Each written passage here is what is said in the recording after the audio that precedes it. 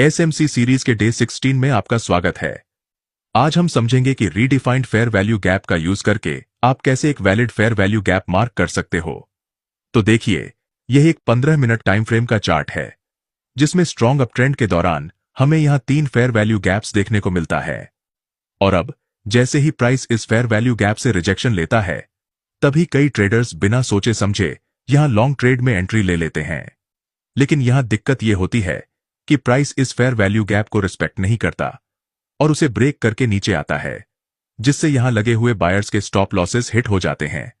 लेकिन थोड़ी ही देर बाद प्राइस रिजेक्शन लेकर वापस ऊपर चला जाता है। अब ऐसा इसलिए हुआ क्योंकि असल में यह फेयर वैल्यू गैप उतना वैलिड था ही नहीं। मतलब, अगर आप इसी चार्ट को 1 घंटे के टाइम फ्रेम पर देखोगे तो यह स्पष्ट हो जाएगा कि जहां रिटेल ट्रेडर्स ने एंट्री लिया था, वहां बिग टाइम फ्रेम के हिसाब से कोई फेयर वैल्यू गैप था ही नहीं, और हायर टाइम फ्रेम पर हमें सिर्फ एक ही वैलिड फेयर वैल्यू गैप देखने को मिलता है, और प्राइस ने उसी पॉइंट से रिजेक्शन लेकर ऊपर की तरफ मूव किया है। असल में स्मॉलर टाइम फ्रेम के फेयर वैल्यू गैप्स में लिक्विडिटी कम होती है, इसलिए उनका प्राइस पर इंपैक्ट भी कम होता है और ये जोन्स अक्सर ब्रेक हो जाते हैं।